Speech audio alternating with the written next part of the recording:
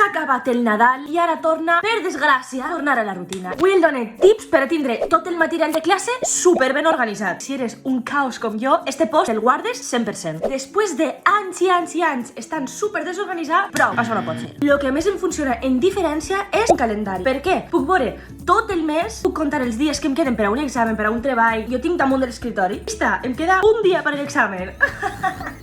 Una agenda de paper. O sea, jo entenc la gent que pot en les agendes electròniques o en els recordatoris del mòbil, pues jo no puc. Jo necessito escriure-meu, anar veient-me el que tinc cada setmana. Mai se m'olvidarà. I per últim, per a mi, una de les millors aplicacions per a organitzar-se, que es diu Notion. Llistes, pots fer-te horaris, pots fer-te calendaris, pots fer-te de tot, en fotos, inspiració, que puguen ajudar-te a motivar-te. Una meravella. Sort a tots els meus universitaris, no oblideu que no estem soles, som una pinya, costa molt. O sea, se mos fa una muntanya cap amunt i que anem a poder en tot. Deixa'm en comentaris si t'ha resultat útil este vídeo i també comenta què és el que uses tu per organitzar-te.